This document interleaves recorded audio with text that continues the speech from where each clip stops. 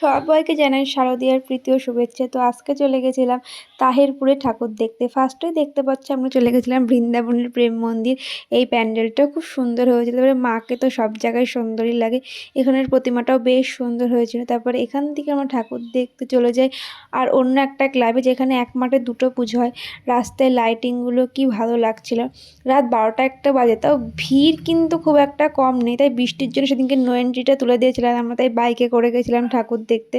তো এখানে এই প্যান্ডেলটা করেছিল, এই প্যান্ডেলটা ঠাকুর দেখে আমরা চলে যাই। এই মাঠে একটা বড় পুজো হয়, এখানে করেছিল দীঘার জগন্নাথ মন্দির, এটা সম্মেলনী ক্লাব। মানে এখানে খুব সুন্দর করেছে। আমি যেহেতু কোনো দীঘার জগন্নাথ মন্দিরে যাইনি, তো আমার কাছে ভালোই লেগেছে যতটা ফোনে দেখেছিলাম।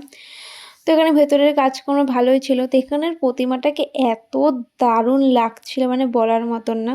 তো আমরা সবাই এখান থেকে বেরিয়ে গেলাম, বেরিয়েই বাইরে বৃষ্টি শুরু হয়ে গেছিলো। তো ওখানে দাঁড়িয়ে আমরা চলে আসি আবার অন্য একটা প্যান্ডেলে। এটা ছিল হচ্ছে বিদ্যুৎ বাহিনী, এখানে 4 ধাম করা হয়েছিল। এই প্যান্ডেলটাও খুব সুন্দর হয়েছিল, প্রত্যেকটা প্যান্ডেলই সুন্দর। তো এই রাত 12টা-1টা মানেও কিন্তু ভিড় কম নেই, আমরা এখানে একটু লাইন দিয়ে ঠাকুর দেখতে হয়েছে।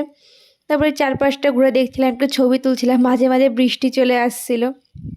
এখানের প্রতিমাটাও সুন্দর হয়েছে। তারপরে এখান থেকে ঠাকুর দিকে কমপ্লিট হয়েছে আমরা তাহিরপুরের মোস্ট ভাইরাল অগ্নিশিখা ক্লাবে, যেখানে গঙ্গা আরতি তৈরি করা হচ্ছিলো। এই জন্য এখানে ভিড়টা একটু বেশি। এখানেও আমরা লাইন দিয়ে ঠাকুর দেখেছি, যেহেতু সবাই এই আরতির ভিডিও করছিল, তো লাইন দিয়ে ঠাকুর দেখতে হচ্ছিলো। এখানে ভিআইপি গেটের ব্যবস্থাও ছিল, বাট আমরা ভিআইপি গেটে যাইনি, আমরা সাধারণ লাইন টেনে ঠাকুর দেখেছি। বেনারস থেকে এই পুরোহিতগুলোকে এখানে আনা হয়েছিল আরতি করানোর জন্য। ভালোই লাগছিল, এখানের প্রতিমাটাও বেশ সুন্দর।